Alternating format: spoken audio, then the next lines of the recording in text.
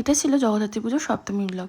বরের সাথে হাত ধরে ঘুরতে ঘুরতে চলে গেছিলাম ঠাকুর দেখতে। প্রথমেই চলে গেছিলাম পালপাড়া ঠাকুরটা দেখতে। দেখো কি সুন্দর লাইটিংটা করেছিল। প্যান্ডেলটা যে থিম বেসটা হয়েছিল সেই থিমটা আমার খুব একটা এখন মনে নেই, তো বেশ ভালো থিমেই করেছিল প্যান্ডেলটা। দেখো ভেতরটা কি সুন্দর করে সাজানো হয়েছিল। বর আর আমি মিলে চলে গেছিলাম ঠাকুরটা দেখতে।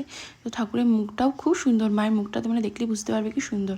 আর এই হলো আমার সপ্তমীর সাজ। আমি মা আর মামুনির সাথে বসে পড়েছিলাম ফ্ল্যাটের সামনে ফুচকা স্টলে। সে কারণ আমাদের যে ফ্ল্যাট আছে সেই ফ্ল্যাটের সামনেই ফুচকাটা না খুব ভালো করে। তারপরে চলে গেছিলাম আমরা হেলাপুকুরে ঠাকুরটা দেখতে বরের সাথে। এই থিমটাও বেশ সুন্দর করেছিল। আর সাজটা ছিল একদম সোনার সাজ, সেনকো গোল্ড থেকে স্পন্সর করা হয়েছিল সোনার সাজটা। তোমরা দেখতে বুঝতে পারবে পুরো সাজটাই ছিল সোনার। তারপরে চলেছিলাম বাগবাজারে।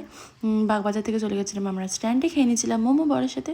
বেশ ভালোই মজা ছিল। তারপরে স্ট্যান্ডে একটু ঘুরু ঘুরু করে চলে গেছিলাম উর্দি বাজার। উর্দি বাজারে বেশ থিমটা সুন্দর করেছিল। ওই ৮,০০০ পাতা নিয়ে যে থিমটা হয়েছিল কলকাতাতে, সেই থিমটা এখানে করা হয়েছিল। বেশ সুন্দর সাজানো গোছানো হয়েছিল, বেশ ভালোই লাগছিলো। ভিড়টা মোটামুটি হয়েছিল, খুব একটা ভিড় হয়নি, কারণ এখানে না ভিড়টা রাত থেকেই হয়। তো পাতা দিয়ে বেশ সুন্দর থিমটা করেছিল। মায়ের মুখটাও অপরূপ ছিল, আমার তো বেশ ভালোই লাগছিলো। আর তখন বেশি রাত হয়নি আমরা যখন বেরিয়েছিলাম, তো ৮টা ৮:30 বাজে। তো যাই হোক, ঠাকুরের মুখটা দেখো কি সুন্দর, ঢাকের সাজটা কি নিখুঁত না। তো এই রাস্তাতে বেশ সুন্দর লাইটিং করেছিল, আর আমার ঘেমে অবস্থা খারাপ। তো লাইটিংগুলো দেখো কি সুন্দর। তোমাদের কেমন লাগলো অবশ্যই জানিও। বাই।